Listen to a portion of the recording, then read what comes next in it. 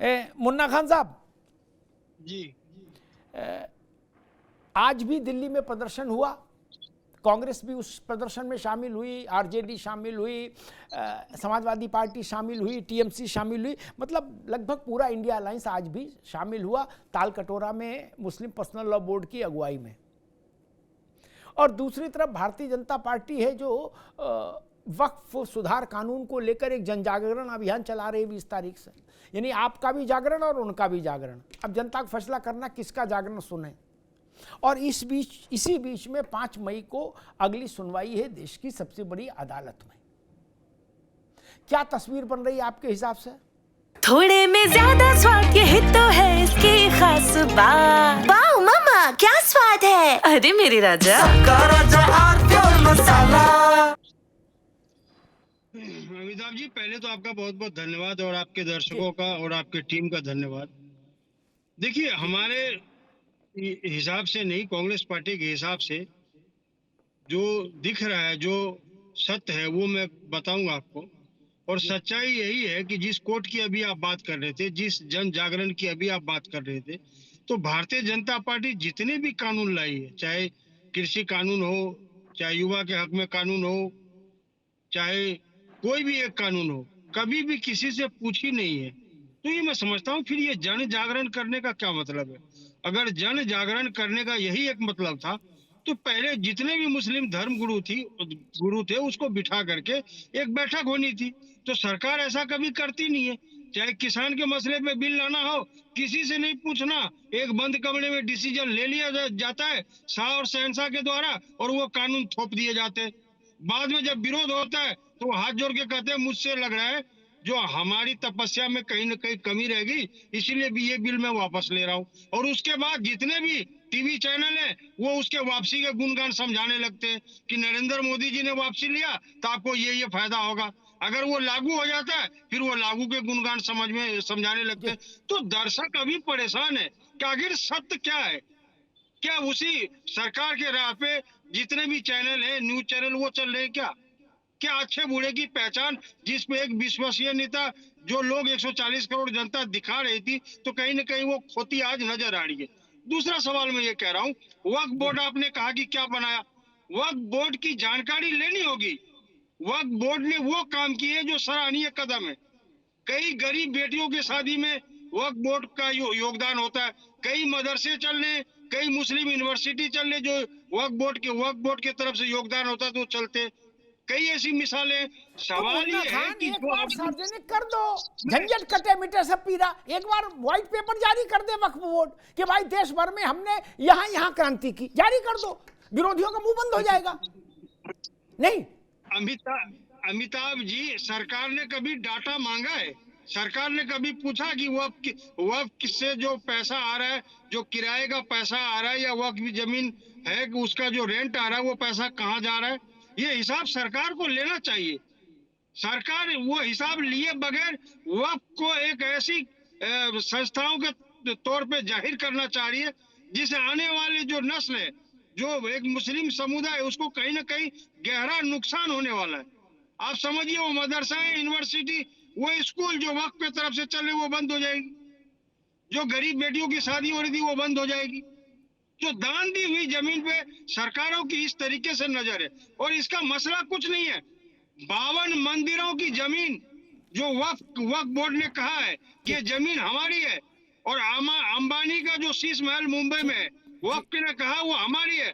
2003 में कैसे अंबानी ने लिखवा लिया, ये बहुत ताज्जुब की बात है। इस पे हम कार्रवाई करेंगे और अपनी जमीन हासिल करेंगे।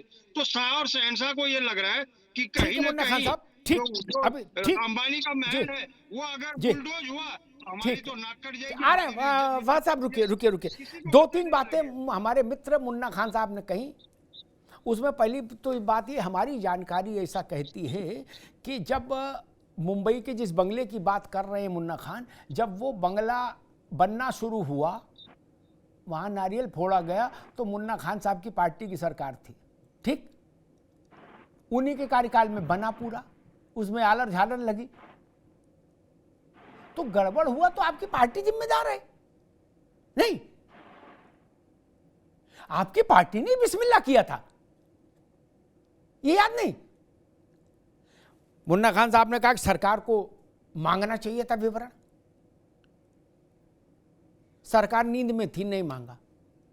आप तो ईमानदार थे, आप तो कहते भैया ये लो, देश के सामने हमने रख दिया, हमारे इतने सेवा के काम चल रहे हैं देश भर में। और ऐसा तो है नहीं कि काम गुपचुप होते हैं जो दूसरा कोई देख नहीं सकता, केवल आप ही को दिखाई दे। नेकी का कोई काम करिए तो 50 किलोमीटर दूर तक उसकी खुशबू रहती है? बिल्कुल बिल्कुल। दूसरों को क्यों नहीं सूंघ वो खुशबू महसूस हो रही है?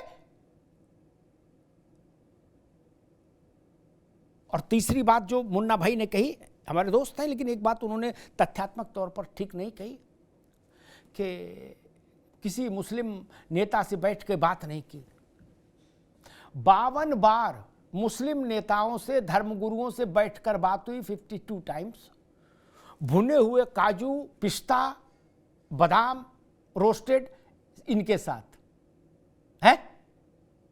जूस, चाय, कॉफी की छूटती, चाय जितनी पियो। और कैसे फिर विचार विमर्श करते? फिर तो यही था कि भाई मालिश आलिश करते हुए विचार विमर्श हो, बस वो ही नहीं हुआ। मालिश मसाज करते हुए नहीं हुआ विचार विमर्श। वरना 52 बार क्या हुआ? लूडो खेल रहे थे क्या? अंताक्षरी में भाग ले रहे थे? और मुन्ना भाई ने एक बात और कही थी कि बाद में कहा जाता है कि हमारी तपस्या में कमी रहेगी, वो कानून वापस ले लिया जाता। ऐसा एक बार हुआ। 370 गई मुन्ना भाई तो चली गई क्या? उसका फिर कोई सही बात, पूछ नहीं पकड़ पाया।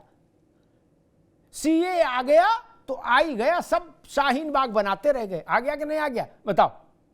35 से हटा तो हट ही गया। कश्मीर में चुनाव हुआ तो हो ही गया, नहीं?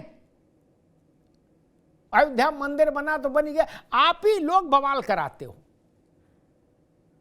ऐसे मैंने एक बार कहा था कि भाई केंद्र में नरेंद्र मोदी को और लखनऊ में योगी आदित्यनाथ को चुनौती न दो। जिस चीज पे चुनौती दी वो काम जरूर हो जाएगा। आपने कहा कि कश्मीर में 370 हटा के दिखाएं, हिम्मत हो तो खून की नदियां बह जाएंगी। वहां किसी ने लाल रंग तक नहीं खेला सड़क पे। और वक्फ पर कहा था मुसलमान सड़कों पे उतर आएगा। फौज साहब आपके पास आ रहा हूं, कहा गया था पूरे देश को शाहीन बाग बना देंगे। ये ध्यान रखे सरकार। जिस सूबे में सबसे ज्यादा मुसलमान आबादी, जिस सूबे में सबसे ज्यादा वक्फ की संपत्तियां, उस सूबे में ना हल्ला है, ना हंगामा है, ना हाय है, ना तोबा है। सब कुछ शांतिपूर्वक चल रहा है। वो है उत्तर प्रदेश। बात कहां? वहां 4 करोड़ के आसपास मुसलमान है अकेले देश में, और कहीं इतना मुसलमान नहीं। और सबसे ज्यादा वक्फ की संपत्तियां उत्तर प्रदेश में। आपने कहीं धरना, प्रदर्शन, हंगामा, बवाल देखा कि पत्थर चल रहे हैं, डंडा चल रहे हैं? हाँ, मुस्लिम पर्सनल लॉ बोर्ड ने कहा कि 30 अप्रैल को हम रात में सारे मुसलमानों की बत्ती गुल कर देंगे। तो इसमें किसी को एतराज नहीं। वो मुसलमानों की बत्ती परमानेंट गुल करना चाहे, उनकी आजादी है, करें। जनाब एक शेर से शुरुआत करता हूँ। कौन सी बात कब और कहाँ कही जाती है? कौन सी बात कब और कहाँ कही जाती है? ये सलीका हो तो हर बात सुनी जाती है। हम मुसलमानों से बात कहने का तरीका और सलीका ही नहीं आता। जब हमसे कोई बात पूछी जाती है, राय ली जाती है, उस वक्त हम टाल मटोल कर जाते हैं। और जब समय गुजर जाता है तो फिर धरने, प्रदर्शन, सरकार के खिलाफ मुहिमें छेड़ देते हैं। एक बात और आपने बहुत बढ़िया कही कि ये क्या किराएनामे से, अभी मुन्ना खान की मैं बात सुन रहा था। मुन्ना खान साहब, आपने बात कही, हमारी वकालत की कि बहुत सी जगहों पर गरीब बच्चियों के निकाह कराए गए। तारीख में उत्तर प्रदेश में एक जगह बता दें जैसे सामूहिक विवाह होते हैं, कभी भी वक्फ बोर्ड या अपना ये जो है पर्सनल लॉ बोर्ड या किसी बोर्ड ने कभी हमारी गरीब गुरबा बच्चियों के निकाह नहीं कराए। उत्तर प्रदेश में ये बता दें कि वक्फ बोर्ड जो है ये स्कूल चला रहा है, मेडिकल कॉलेज चला रहा है, स्पोर्ट्स के ग्राउंड चला रहा है, नहीं चला रहा है। हाँ, वो एक चीज जरूर चलाता है वक्फ बोर्ड के मज़ारात पर मेले ठेले लगाकर हमारे जो बच्चे पढ़ते उस टाइम में बैठ के इबादत करते, वो वहां पर मशगूल कर देता है। अब दूसरी बात रह जाती है, जैसे अभी भी मैंने कहा कि ये जो वक्फ बोर्ड है जिसकी अब सुध ली गई है, इसकी पहले ही सुध ली जाती। ये तो खाली अंबानी का नाम लेके, अडानी का नाम लेके जो है ये उसको मोड़ते हैं, उसको साइड करते हैं। अभी अभी क्या है कि जैसे मैं बीजेपी पे भी एक सवाल उठाऊं सर, लेकिन राष्ट्र हित में बोलना अलग बात है और भाजपा हित में बोलना अलग बात है। बीजेपी वाले जो अपनी मीटिंग्स कर रहे हैं वो मुसलमानों के बीच में ना जा रहे हैं, वो उन अल्पसंख्यक मोर्चा के बीच में जा रहे हैं जो सरकार के आने के बाद इनसे जुड़ गया है, जो इनसे अलग हो जाएगा। उससे जब बाहर बात होती है तो वो कहते हैं अरे यार बिल तो गलत लाए, अब उन्होंने मीटिंग में बुला लिया था तो क्या करते। अभी बीजेपी को भी असली मुसलमानों को तलाशना है।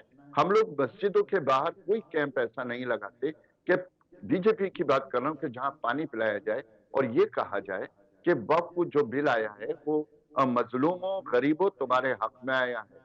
पसमानदा कौन है? पसमानदा वो है जो चूना कर रहा है, जो ठेला लगा रहा है, वो जाति बिरादरी वाला नहीं है, वो गरीब है जिसका बच्चा स्कूल में नहीं पढ़ रहा है। आज अगर हमारा बच्चा ठेले पे सफाई करने के लिए जाता है तो जिम्मेदार हम सरकार को नहीं ठहराते, मुस्लिम पर्सनल लॉ बोर्ड को मैं जिम्मेदार ठहराता हूं, मैं वक्फ बोर्ड को जिम्मेदार ठहराता हूं, मैं एकेडमी को जिम्मेदार ठहराता हूं कि उन बच्चों के लिए जो खाली पड़ी जगहें थी वह स्कूल क्यों नहीं बने थे।